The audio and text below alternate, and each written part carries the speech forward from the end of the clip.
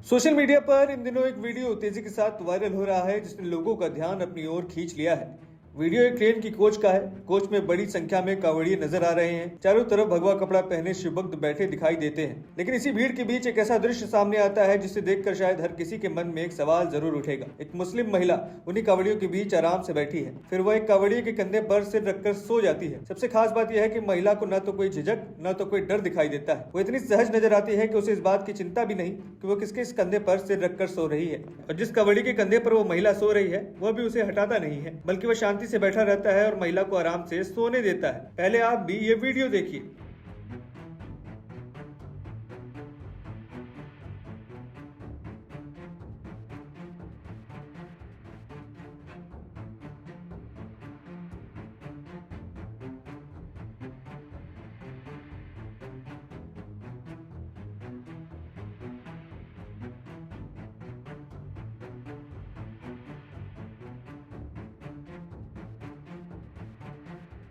तो देखा आपने। अब जरा इस तस्वीर को दूसरी तरफ से देखते हैं। देखिए, एक तरफ सोशल मीडिया पर ऐसे बयान और दावे सुनाई देते हैं जिसमें कांवड़ियों को लेकर बेहद गंदी और अभद्र भाषा का उपयोग किया जाता है, जहां कांवड़ियों का अपमान किया जाता है। एक मौलाना है जो कांवड़ियों को आतंकवादी तक कहने का दावा कर देते हैं, लेकिन सवाल यह है कि अगर कांवड़िए वास्तव में वैसे होते हैं जैसा उन्हें कुछ लोग अपने बयानों में पेश करते हैं, तो क्या एक मुस्लिम महिला इतनी बड़ी संख्या में कांवड़ियों के बीच ट्रेन में इतनी बेफिक्र होकर सो पाती? क्या वो किसी अनजान कांवड़िए के कंधे पर अपना सिर रखकर आराम कर पाती? और क्या वो कांवड़िए उसे इसी तरह आराम करने देते? ये वीडियो कम से कम एक अलग तस्वीर जरूर दिखाता है, एक ऐसी तस्वीर जिसमें पहचान अलग, आस्था अलग, लेकिन इंसानियत शायद एक ही है। ये कोई भाषण नहीं है, कोई राजनीतिक मंच नहीं है, कोई कैमरे के सामने दिया गया बयान नहीं, बस एक ट्रेन का साधारण सा दृश्य है। एक तरफ कांवड़ी है और दूसरी तरफ एक महिला जो उन्हीं के बीच खुद को इतना सहज महसूस करती है कि उसकी आंख लग जाती है। यही छोटी सी तस्वीर कई बड़े सवाल खड़े करती है। क्या किसी पूरे समुदाय के कुछ लोगों के व्यवहार के आधार पर एक ही नजरिए से सभी को देखना चाहिए? क्या कुछ घटनाओं के आधार पर लाखों कांवड़ियों की नीयत पर सवाल उठाया जा सकता है?